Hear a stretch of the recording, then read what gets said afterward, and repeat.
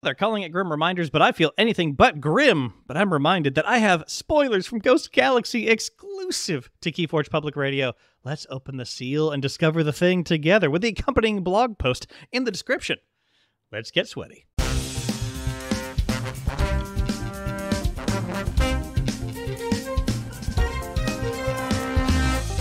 Welcome to Keyforge Public Radio with your host, Zach Armstrong. Welcome, everybody, to Keyforge Public Radio. I am your host, Zach Armstrong, where we are helping you become a better Keyforge player. But today, I don't know how much better we're going to help you be as a Keyforge player today, but we are going to make you a more excited Keyforge player as we talk through Keyforge Public Radio's exclusive spoilers from Grim Reminders, courtesy of Ghost Galaxy. At the time of recording, the GameFound campaign is still ongoing, so go ahead and support that. Keyforge is back, and we are using crowdfunding, so go ahead and jump on that. I know there are tiers starting at around $75 to get a good handful of decks, so go check that out. There is a link in the description of wherever you're listening. So, dear listener, I have rare, unfathomable cards to share with you today. Go ahead and check the link in the description. I will be describing the cards in full as we go along, in case you cannot grace your eyes with the beautiful, beautiful card arts in the blog on KeyforgePublicRadio.com. So I'll be describing it as we go. And what's really cool about this, dear listener, is that Unfathomable has always had this dark, mystical, summoning giant creatures from the deep like the Key Raken vibe to them. And this is exactly that. You get to summon your own thing from the deep. So it is two cards we actually have to spoil here on Keyforge Public Radio today. One is a rare creature from Unfathomable called Thing from the Deep. This is a 30 power creature with the beast trait. You heard that right. 30 power. How much power is too much power? Well, 30 is a lot. I don't know if it's too much, but it is a heck of a lot. So it's the 30 power creature, Thing from the Deep. It says, Thing from the Deep cannot be played unless Open the Seal is in your discard pile. And it has after fight, Steal 2. So what do we know about this? It is a giant summonable beast that you can bring up from the deep, but you can only play it if a card named Open the Seal is in your discard pile. And after fight, you get to steal 2, and you're going to get some fights out of it for that 30 power. That's quite survivable. Open the Seal is the accompanying action card. It comes with 1 natural Amber Pip, and then has Enhance, Amber Pip, Discard Icon, Discard Icon, Discard Icon. So that's 1 Amber Pip and 3 discard icons on the enhancement for Open the Seal, which is linked to Thing from the Deep and will always come with it. So the system we have here is that Open the Seal must be in your discard pile for you to play Thing from the Deep. And then once you play Thing from the Deep and it's readied up on the next turn, you can fight to steal 2, which is a great value to take out a creature on the other side and get that 4 Amber Swing. So that's a good value once you're fighting. But how good is this going to be? This falls solidly within the whole ton of fun category, like the gigantic creatures from Mass Mutation and Tangaika from Winds of Exchange, which you can only play while you control 4 or more cultists. This is really a cross-set theme for Unfathomable at this point, with playing giant creatures with some very special cost for playing them. So like Tangaika, it's got a ton of power, and it's got a lot of fight on it. It's got fight steal 2, but it's a very specific condition for getting it out. Open the Seal needs to be in your discard pile. Now, Open the Seal itself will be helping out with this with the 3 discard icons that it sends to the other cards in the deck to help you accelerate what you can put into the discard pile. Now, the question is this going to be any good? It can certainly be a lot of fun to go ahead and drop this and then get value out of it, as you call Unfathomable, on future turns. But is this going to be any good for competitive? Is this going to be something that you want to see in Sealed? Do you pick a pod with Thing from the Deep in it in Sealed Alliance? Or if you're doing a Sealed Open 3 decks and pick 1, are you going to want to pull this to try to achieve victory more effectively? But here's the thing. So we have to ask, how hard will it be to pull off? And then, will it be worth it? That's the 2 questions we have to ask with any cards that's set up for a combo, whether, this found combo in a deck or a combo like Tangaika, right? Like Thing from the Deep. How hard will this be to pull off, and will it be worth it? In many of your games, Open the Seal is simply going to be many cards further into your deck than Thing from the Deep is. So far, we have seen some discard pile recursion in the things that are spoiled. If you go to archonarcana.com, you can click on spoilers. and check out all the sorts of cards that can return cards from your discard pile back to your deck. So if Thing from the Deep is the best card in your discard pile to target with said recursion, then that's great.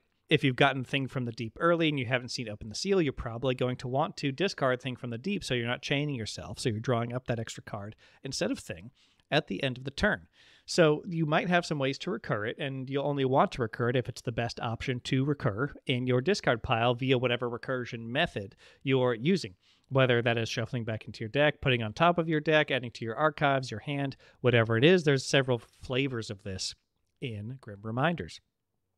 When you see Open the Seal first, you're going to have a much easier time summoning Thing from the Deep into your battle line, especially with the 3 extra discard bonus icons in your deck, letting you choose cards to discard as you go along, right? Because that's going to get you, those cards into your discard pile faster. It's going to get Open the Seal into your discard pile faster.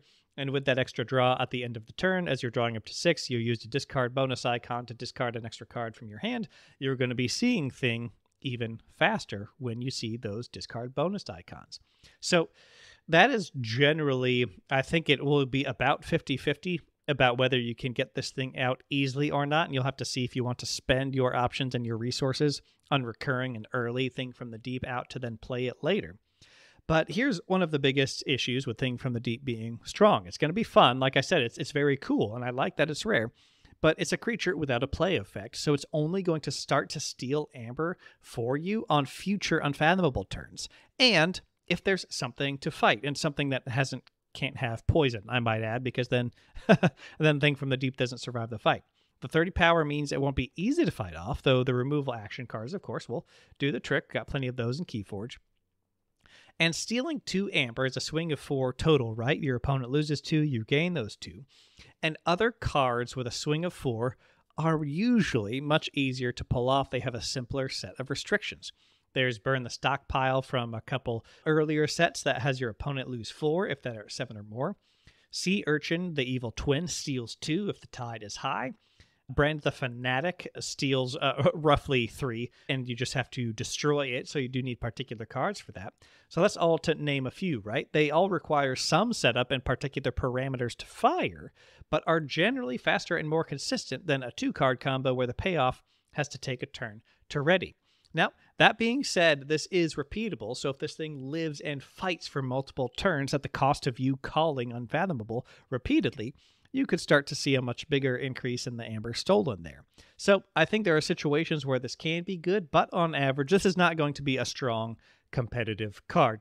However, this is going to be a card where you're at your local scene, somebody opens it, and maybe especially new player goes, "Oh my gosh, I've played Thing from the Deep. Oh, that's so cool." And half the time, somebody will use an action card to blow it up, and half the time it'll stay on the board, dominate, and everybody is having a great and entertaining time because guess what? They got to summon an ancient beastie. They broke the seal. They played this beast. It stole a bunch of Amber, and it's a great time. It's a memory maker, right? It's a memory maker. So overall, I love this. I love it. It's fun. I don't think it's going to be competitive. I do think where you will see it in competitive is the pips on Open the Seal ending up in a pod you pick for Alliance elsewhere, right? Because 1 Amber and 3 discard is pretty friggin' sweet. Hopefully that makes up for any slowness in that 2-card combo for the rest of your deck if you do have a deck that's competitive outside of Open the Seal and Thing from the Deep. Those pips are great. Those are a whole lot of pips. Love seeing that, and hopefully they help the deck out even with Thing from the Deep being a bit slow. So that's all I have for you today. Again, you can see the art on these beautiful cards by going to the blog on KeyforgePublicRadio.com that is linked in the description. And that is where you can find all sorts of old episodes and other blog posts to satisfy your Keyforge longings. Keyforge Public Radio is, of course, supported by our amazing Patreon supporters. You, too, can join them at just $4 per month for Discord access and content votes, and, of course, exclusive Keyforge Public Radio episodes twice per month on what's going on with the show, and more of my current news and opinions on what's happening in the greater Keyforge world. Thank you so much to our Airwave Advocate level supporters like Paul Roadrunner. Dear listener, make sure you are following to hear more excellent Keyforge content here from Keyforge Public Radio whenever it drops. And remember, like your radio dial, may our Keyforge skills be well tuned. Visit KeyforgePublicRadio.com to find all of our episodes, transcripts, blog posts, the KPR store, and more. Keyforge Public Radio is made possible with support from listeners just like you who believe in this game and this show. When you join the Patreon, you receive access to votes on content, sneak peeks, early knowledge of interviews, access to the Discord, and other benefits. So come on down, I'd be honored if you joined us. Follow KPR on any social media platform you frequent. Just search for Keyforge Public Radio, and we're probably there. This show is produced by Rooster High Productions, which is me. And remember, dear listener, the most important part of Keyforge is the person across the table.